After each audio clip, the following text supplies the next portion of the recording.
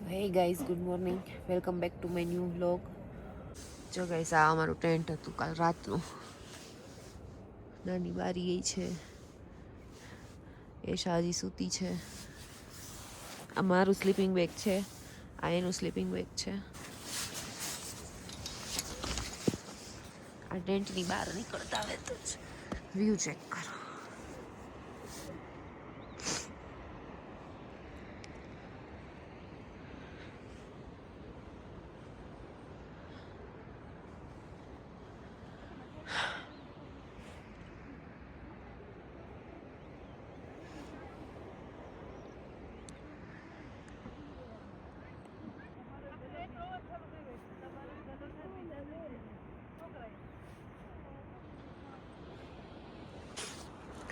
જો આ બધા અમારા ટેન્ટ હતા કાલ રાત્રે સુવા માટેના.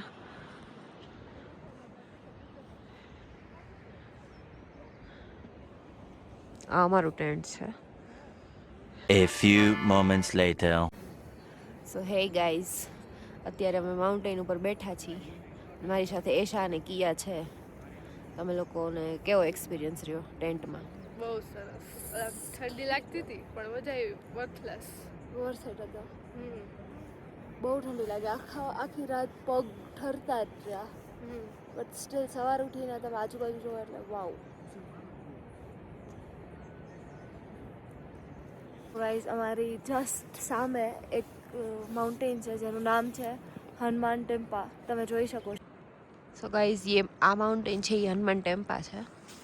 અને આની પાછળથી હિમાલયાઝ રેન્જ ચાલુ થાય એટલે અહીંથી પછી 7 સિસ્ટર્સ દેખાય આપને. પણ આટલી હિંમત નથી ઉપર ચડવાની આપણે. અને અગર તમારે અહીંયા આવવું હોય તો તમારે 2 નાઇટ્સ અહીંયા સ્ટે કરવી પડે. એક નાઇટમાં ભેગું ન થાય. અને બ્યાસકુંડ ઉપર છે, જે મેઇન બ્યાસકુંડ છે ને એ ઉપર છે.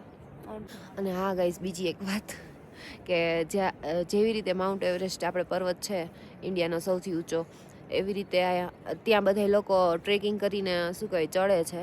એવી રીતે આ હનુમાન ટેમ્પા પણ જે આ માઉન્ટેન છે એના ઉપર પણ લોકો છે ને ટ્રેકિંગ કરીને દર વર્ષે ચડવા આવે છે. એ લોકોના સિઝન હોય છે ચડવાની, ત્યારે બધા હનુમાન ટેમ્પા માઉન્ટેન ઉપર ક્લાઇમ્બ કરવા ટ્રેક કરે છે. અને પ્લસ માઉન્ટ એવરેસ્ટની હાઈટ છે 2700 છે ને, something 2700 fit.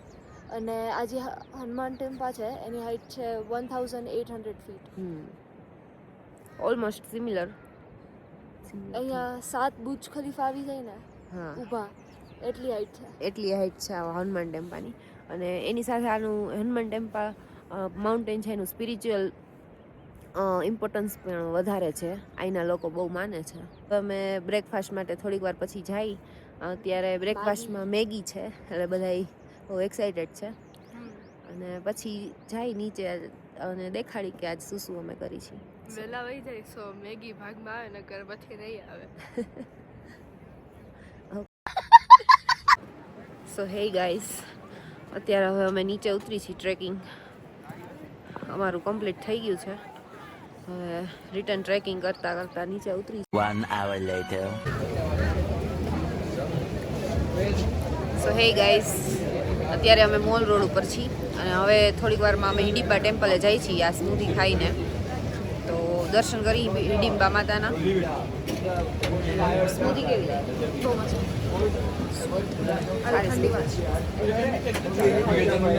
A few moments later.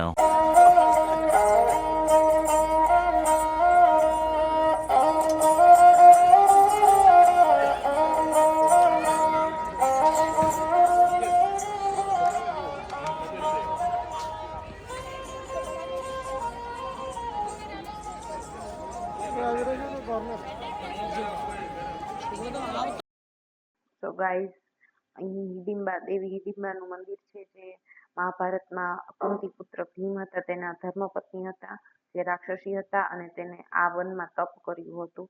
એટલા માટે તેનું મંદિર અહીંયા છે.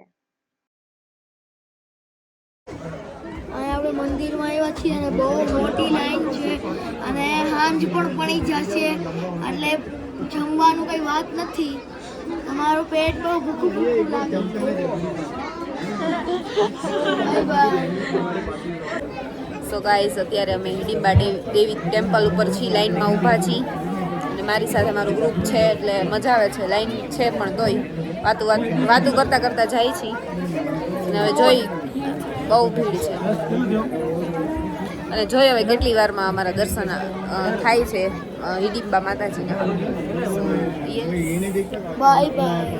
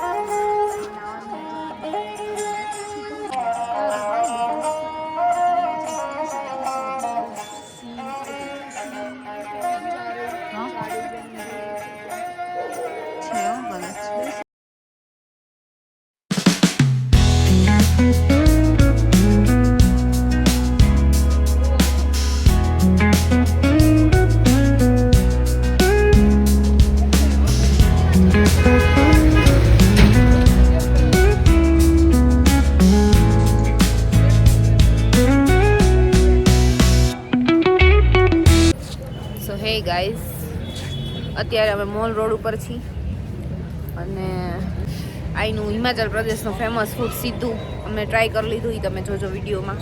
સારું ઠીક હતું, એટલું કંઈ ખાસ નહીં કે આમ કરી લીધું છે ને. હવે અત્યારે ઢોસા ખાવા જાય છીએ. અત્યારે અહીંયા તડકો બહુ છે, બહુ લાગે તડકો. ઠંડી નથી, તડકો છે, તાપ છે. સો યસ.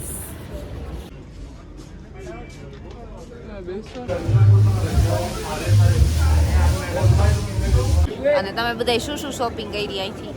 અમે કિચન ઓકે. બધા અલગ અલગ હજી બધા જોવે છે કે શું લેવું શું નહીં અને બહુ મોટો છે મોલ.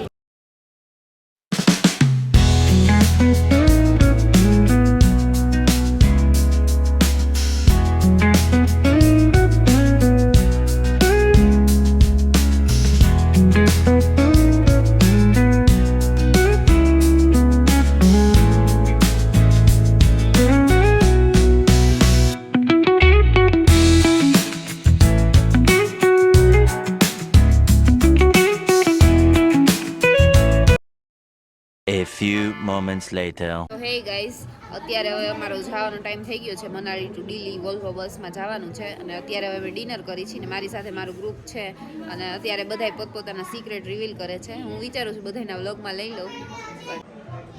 Full enjoy. મોટા સિક્રેટ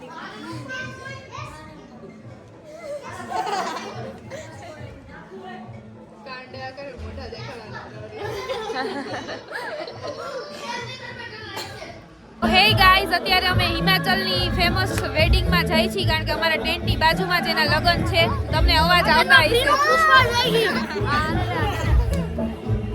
અમે લગનનો ફ્રીનો ઠૂસવા જઈએ. અત્યારે હું તમને બતાવું હિમાચલની વેડિંગ કઈ રીતે એ લોકો કરે.